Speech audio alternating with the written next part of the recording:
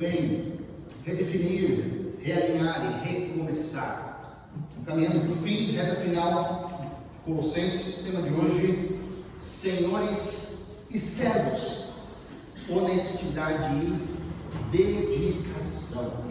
A gente tem visto nessa parte prática, que eu chamo dessa última parte do nosso tema do recomeçar, que a fé em Jesus Cristo, ela não muda apenas as nossas individualidades, ela muda a todo lugar que Deus nos leva, a começar pelos nossos lares, a começar do vínculo mais importante seu aqui na terra, a começar de onde Deus te inseriu, e você pode brilhar e ser incentivado e ir à frente e fazer tudo aquilo que Deus quer.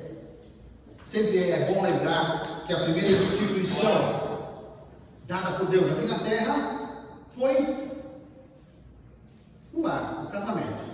Ali no Éden, o próprio Deus foi o pai que levou Eva, foi o celebrante, foi o juiz de paz. Ele fez todas as funções que a gente teria no casamento comum hoje. Mas algo que sempre me chama a atenção, que é bem comum, a grande desintegração dos lares.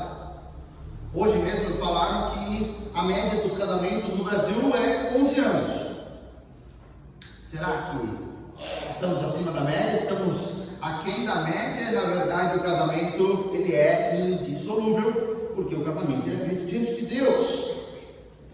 Mas se tem uma vocação, se tem algo que você tem que se importar e que vale a pena investir toda a sua vida, é ajudar cristãos a ter um lar piedoso, ajudarem maridos e esposas a cumprirem o seu papel, ajudarem pais e filhos a fazerem tudo aquilo que a Bíblia, que a palavra de Deus espera deles. E hoje nós vamos ver uma terceira parte. Por isso eu peço que você abra lá a partir do versículo 22 do capítulo 3 até o versículo 1 do capítulo 4, que de começo causa estranheza a nós, porque que isso está inserido no contexto dos lares. Mas a gente vai falar, a gente vai aprender junto e vai ver porque isso tem tudo a ver com o contexto do lar. Colossenses capítulo 3, do versículo 22 até o 4:1, diz assim a palavra de Deus: escravos, obedeçam em tudo a seus senhores terrenos, não somente para agradá-los quando eles estão observando, mas com sinceridade de coração, pelo fato de vocês temerem o Senhor. Tudo o que fizerem, façam de todo o coração, como para o Senhor e não para os homens, sabendo que receberão do Senhor a recompensa da herança. É a Cristo o Senhor que vocês estão servindo. Quem cometer injustiça receberá de volta injustiça, e não haverá exceção para ninguém. Senhores, deem aos seus escravos o que é justo e direito, sabendo que vocês também têm um Senhor nos céus. Até aqui, vamos orar? Pai querido, com a leitura da tua santa palavra, Senhor Deus, viva e eficaz, e por meio do Santo Espírito, pedimos nesse momento que o Senhor pegue esse texto e aplique em nossas vidas, que o Senhor nos ajude a viver essas verdades, esses princípios na nossa vida cotidiana e sermos coerentes com aquilo que cremos, aquilo que fazemos e que somos. Pedimos isso no precioso nome de Jesus. Amém. O tema parece ser um pouco polêmico, fala sobre escravidão, não é verdade? Começa com essa palavra aí, escravos, e aqui já de cara é importante dizer que a palavra usada é duros, não é outras palavras referentes à escravidão. Mas a escravidão era algo super estabelecido no tempo de Paulo. Só para vocês terem uma ideia, a estimativa era que haviam 6 milhões de escravos no Império Romano. Então a convivência com esse tipo era muito grande. Só para vocês terem ideia de tamanho, tá? Vieram para o nosso país em torno de 4 milhões. Ou seja, 2 milhões a mais de escravos durante a época do Império Romano. E a gente acha que tem muito escravo no Brasil, não é verdade? Claro que tem toda agora a descendência, mas naquele tempo era muito maior. Mas nós não entendemos uma diferenciação muito grande que existiam o escravo do campo, que talvez seja o que mais nós estamos familiarizados, mas existia o escravo da casa. Por isso tem tudo a ver com o que nós estamos falando. Por isso que o apóstolo Paulo, debaixo da supervisão do Espírito Santo, ele inclui os escravos aqui, porque uma parte, e não era uma grande parte, mas era uma parte, eram de escravos das casas das famílias, e eles tinham grandes responsabilidades. Muitas vezes, queridos, existia um escravo especial, que era o tutor dos filhos, que era o pai da bobo dos filhos, aquele que pegava as crianças e levava de um lado para o outro para ensiná-las, mas era escravo, não era livre, não era uma pessoa que tinha a sua liberdade. E aí vai a nossa curiosidade para saber de onde vem essa palavra escravo. Vem do latim dessa época, chamado esclavos, que significa o povo que se denomina eslavo. Aqui é a Ucrânia, gente. Toda essa borda aqui é a Ucrânia, Crimeia, onde está em guerra. E todos aqueles que habitavam do rio que corta a Ucrânia para lá, para leste, era considerado eslavo. Ou seja, o nome escravo quer dizer aquele que vem do leste da Europa. Você sabia disso? E tem uma outra história, essa eu acho que é mais engraçada ainda, que não muito tempo depois, cerca de 100 anos depois do fim do Império Romano, o Papa Gregório I, que teve aí o seu período de papado do ano 590 até 604, ele foi ao mercado de escravos ali de Roma. Quando ele estava passando, ele avista um escravo, uma família de escravos, loiros, quase cabelo branco, olhos claros, pele completamente clara, e ele pergunta para o pessoal: quem são esses? E a resposta, que eles eram anglos da ilha da Grã-Bretanha, um dos lugares que pertenceram ao Império Romano antigamente. O Papa Gregório chega e pensa assim: não, eles não são anglos em latim é angeli, mas eles são anjos, que em latim é angeli. Então, queridos, talvez a primeira coisa que eu queira falar para você é que por 90% da história da humanidade, a escravidão não foi negra. A escravidão era por dívida. A escravidão era por espólio de guerra. E a escravidão, por 90% da humanidade, foi branca. A esse ponto. Só para vocês entenderem que interessante, Gregório, que também fez o canto gregoriano, aquela coisa bela, ele enviou os primeiros 40 missionários para a ilha da Grã-Bretanha. E o que isso tem a ver com a gente, na verdade? A primeira igreja batista do mundo foi de ingleses radicados em Amsterdã, e depois eles voltam a Londres. Olha só, essa história de escravidão, essa história de ser contra ou ser a favor, talvez seja um grande enrosco quando você é crente e você está na aula de história, e o teu professor chega: você é cristão, na verdade. Você suportou, você apoiou a escravidão por todos esses anos. Então, como é que é? Não estou sabendo de nada disso. Lá na igreja não tem nenhum tipo de escravo. Falou, não, lá atrás, na Idade Média. Não. Mas por que a igreja, então naquela época, ela não se opõe à escravidão? Por que a igreja naquela época não procura abolir? Queridos, a igreja era um grupo bem pequenininho, se reunindo nas catacumbas. Não tinha nenhum poder político. Mas o apóstolo Paulo, nosso Deus, não se exime de falar sobre isso quando necessário. Em 1 Coríntios capítulo 7, versículo 21, ele instrui aos escravos cristãos, se possível, buscarem a sua liberdade, porque às vezes era possível. Você ia e comprava a sua própria liberdade e estava livre. Mas, por outro lado, nenhum lugar da Bíblia você vê uma rebelião, uma defesa para subversão do que estava vigente. Vamos os escravos se juntar e derrotar quem estava? Não. Se vocês conseguirem. Você sabe muito bem que o propósito da igreja, tanto primitiva quanto hoje, é espalhar o Evangelho, como a Sandra muito bem disse, ganhar vidas. Ganhar vidas.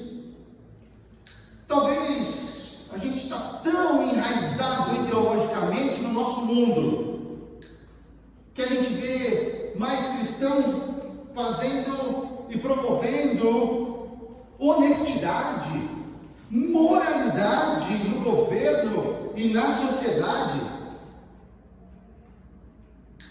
mas promoção de moralidade, promoção de honestidade nunca vai tomar o lugar da grande comissão de ir por todo mundo e pregar o Evangelho. Nós já temos uma missão.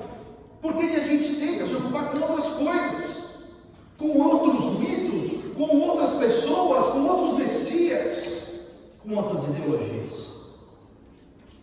Nós já temos uma única missão que vale a pena morrer. Interessante que Paulo, quando escreve a Filemão, um dono de escravos cristão, ele não pede para Filemão tratar o seu escravo com toda a severidade. Não. Mas agora o escravo fugido de haver se convertido. Agora, Filemão, trata ele como um irmão em Cristo. Trata ele como um irmão em Cristo. Vai deixar de ser escravo? Não. Mas agora você tem o dever de tratar ele muito bem, porque ele é um irmão em Cristo. E o sangue de Jesus está sobre ele, como está sobre a sua vida, Filemão. Está o melhor tratamento. E queridos, aquele escravo, Onésimo, se você for lá no capítulo 4, versículo 9, você vai ver que a própria carta que nós estamos estudando, ela foi entregue pelo escravo Onésimo. Que beleza o Evangelho, as pessoas entenderem que o melhor para se empenhar na vida é evangelizar e ganhar vidas para Jesus. Diferente que nós temos no nosso mundo hoje. Mais uma vez, o apóstolo Paulo traz dois agentes aqui, palavra de Deus. E essa grande parte do nosso texto de hoje, fala para os servos duros, não é escravos. Interessante, né? Não é essa palavra. Talvez assalariados ou não, na grande maioria não, mas a tradução servos é melhor do que a tradução escravo. O servo devia a sua total obediência, a sua obediência absoluta ao seu Senhor. Agora, imagine você como servo, como escravo cristão, tendo um Senhor cristão. Ah, não, ele é meu amigo. Ele é um regenerado em Cristo. Com isso, eu vou me aproveitar dessa situação? Claro que não. Só porque são irmãos em Cristo, você você vai agora se aproveitar dessa situação? Não. Cristão, se você entregou a sua vida a Jesus Cristo, o Espírito Santo move o seu coração e ele aponta quando você está errado. Você sabe muito bem que você deve trabalhar com mais empenho ainda. Justamente porque agora você não serve aquele patrão, você serve a Deus. Serve a Deus. Você deve ser honesto, deve se dedicar inteiramente. E o trabalho nunca vai ser peso, vai ser alegria. Não vai ser com má vontade. Tem gente que fala, né? Pessoal, quando tem a piadinha, pessoal, quando ouve a música do Fantástico, começa a chorar, porque a segunda-feira está chegando e tem que voltar a trabalhar. Não, para nós não. O trabalho não é isso, não é má vontade, porque nós trabalhamos e servimos a Deus e não aos homens.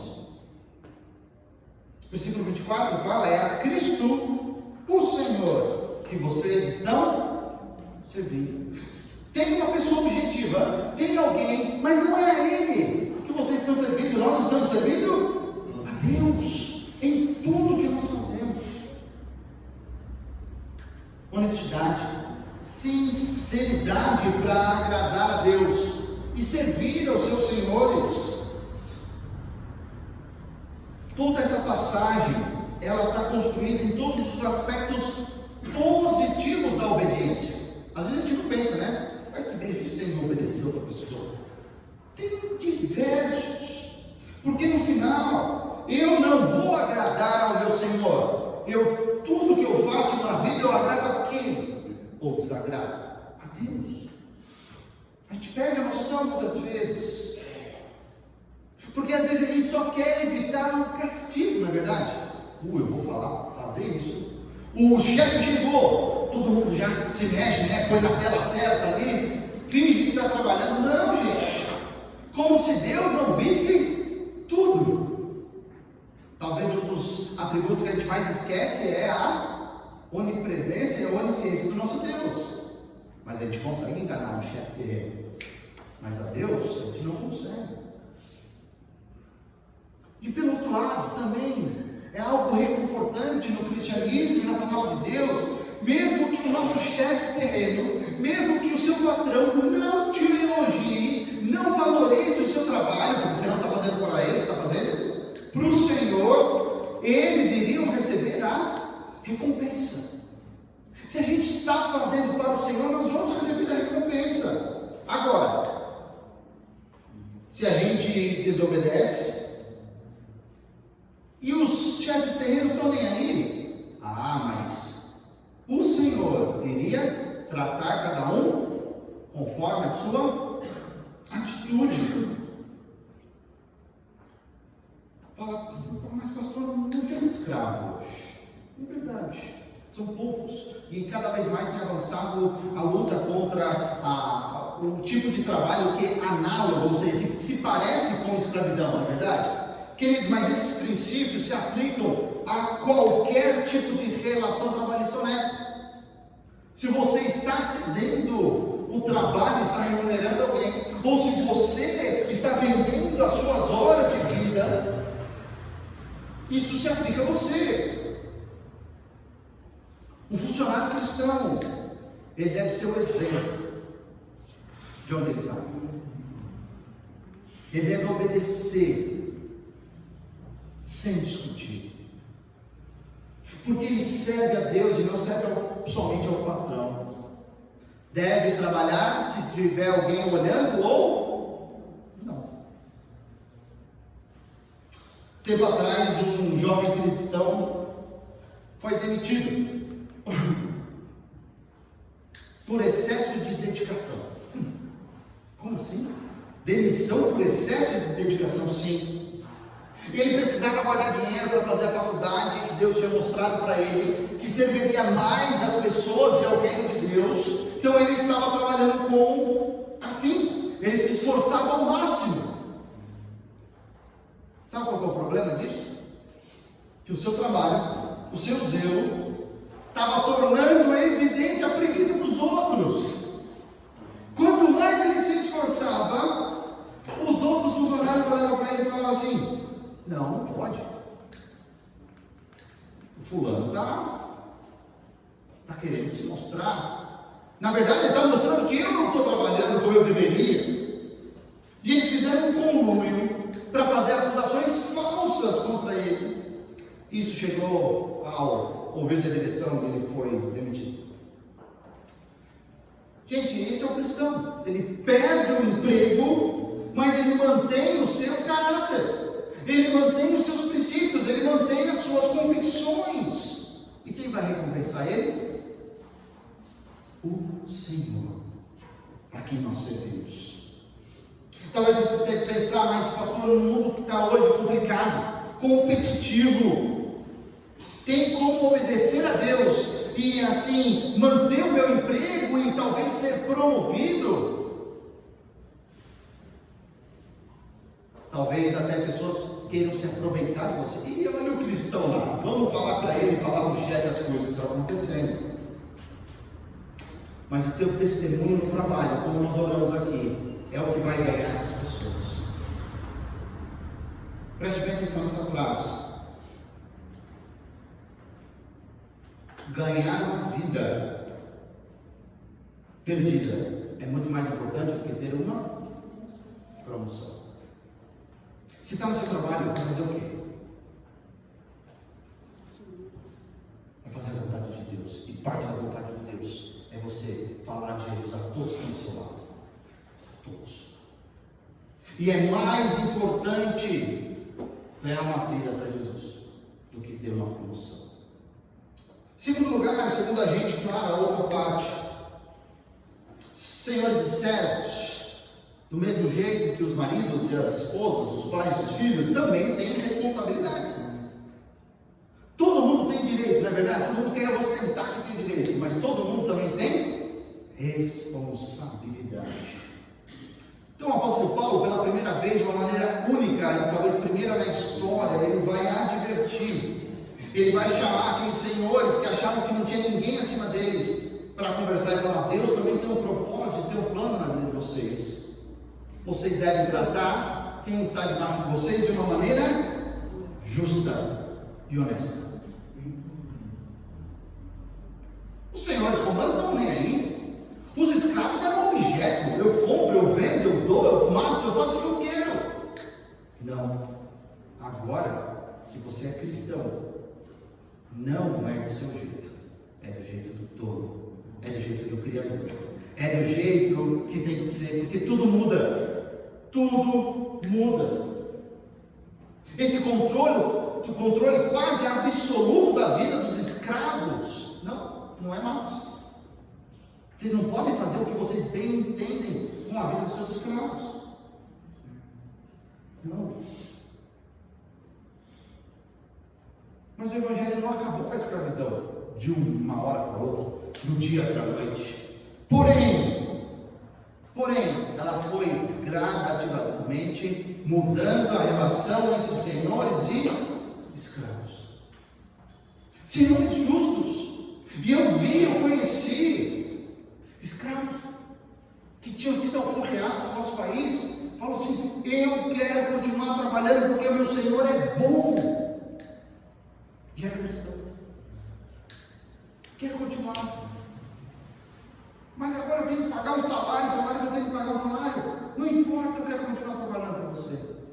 Você é um bom Senhor. Padrões, pressões sociais, que são contrários ao que a palavra de Deus diz, são o nosso maior desafio como cristãos no dia de hoje, nos tempos de hoje. Entender a cultura, olhar para a palavra de Deus e decidir: eu fico com a cultura ou eu fico com a palavra de Deus? Qual dos dois? Sabe por quê, queridos? Nas relações sociais, nas relações físicas, quem governa a vida do cristão é a palavra de Deus, é o mundo espiritual. Não é a cultura. É o que a palavra de Deus diz sobre a cultura. Então a gente chega ao final desse trecho,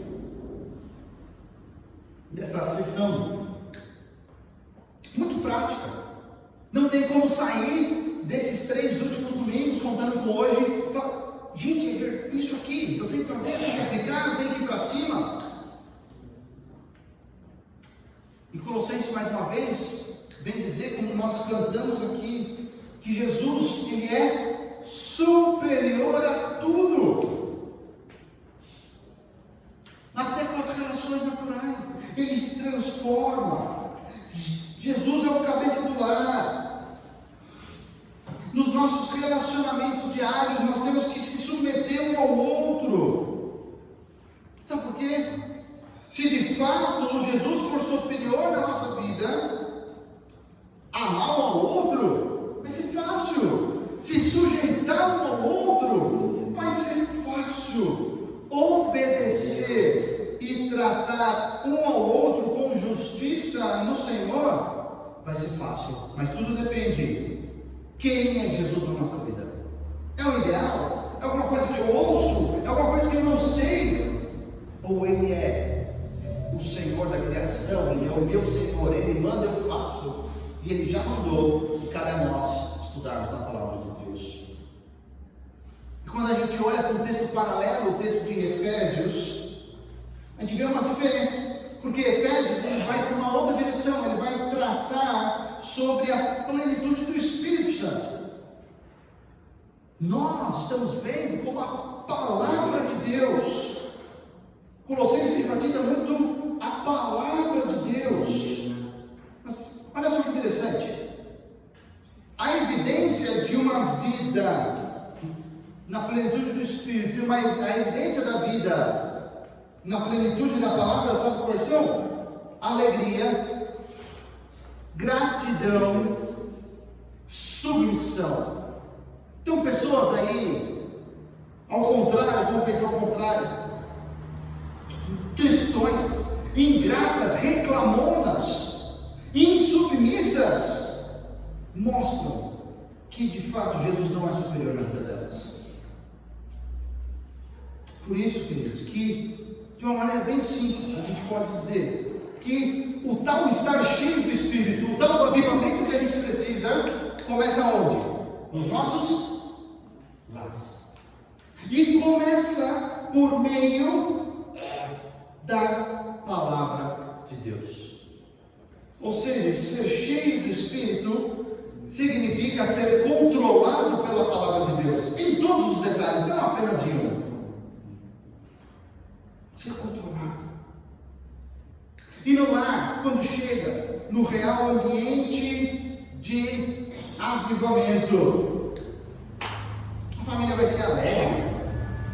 Pai, mãe, os filhos, os empregados, todos ali vão ser gratos, vão ser submissos um ao outro, vão se amar. Eles não vão ter dificuldade. Hoje em dia nós vemos aí filhos que nem olham na cara dos pais, pais que não se importam com os filhos, marido e mulher em pé de guerra.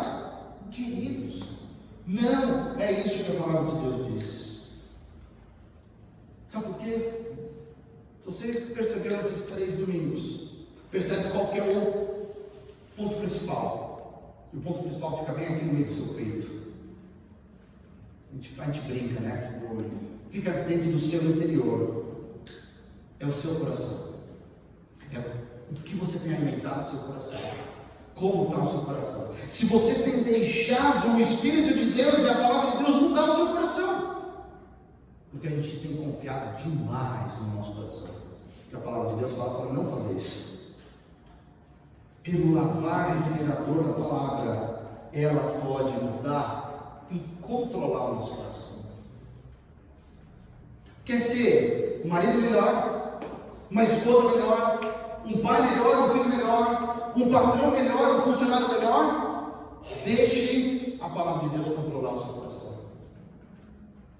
Deixe o Espírito de Deus mudar o seu coração. Umas perguntas para a gente pensar. Servos aí, gente, maneira ampla. Empregados, você está debaixo de alguém, você não é o dono da empresa, tá? Você obedece os seus superiores para agradar a Deus? Ou você obedece a Ele para evitar o castigo? Se eu não fizer isso, eu vou levar isso, ou posso chegar a ser demitido, vou levar uma advertência. Por que você obedece ou não no trabalho? É para agradar a Deus? Claro, o limite a gente sabe muito bem, é tudo aquilo que a palavra de Deus não condena. Pelo outro lado, eu sei que existem aqui pessoas que têm, são empresários e tudo mais. Queridos, vocês tratam os seus subordinados com justiça e honestidade? Só porque você é dono do meio de produção e do recurso, você vai tratar ele com injustiça? Só porque ele está precisando, você vai abaixar o salário dele? Não. Justiça e honestidade. Mas hoje, creio que tem duas coisas principais para todos nós. As pessoas ao seu redor, eu estou falando as pessoas na sua casa, com quem você mora, as pessoas com quem eu mais convivo, será que elas podem observar que você é cheio do Espírito da palavra com as suas atitudes? Será? Porque é difícil, né, gente? É lá no lar, é lá no ambiente menor, que a gente tira a máscara, a gente é quem nós somos de verdade, com todo mundo.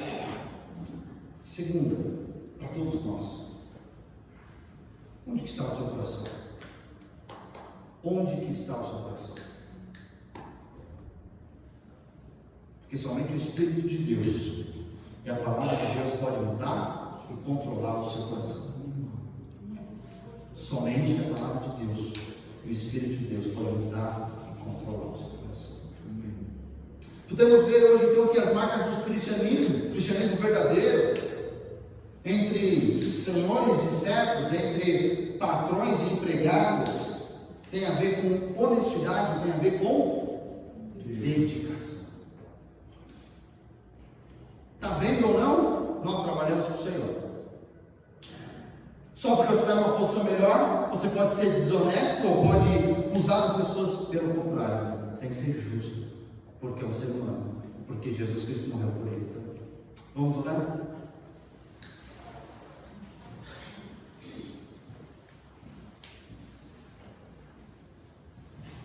Pai querido, muda e transforma os nossos corações, para que nos círculos mais íntimos, a nossa casa, o nosso emprego, trabalho, Senhor, nós sejamos reconhecidos como pessoas que servem ao Deus vivo e verdadeiro. Pai, dá forças a cada um aqui, dá coragem para serem transformados e para evangelizar aonde o Senhor nos levar. Que seja muito mais importante ganhar uma pessoa para Cristo do que uma promoção. É o que nós pedimos no nome de Jesus.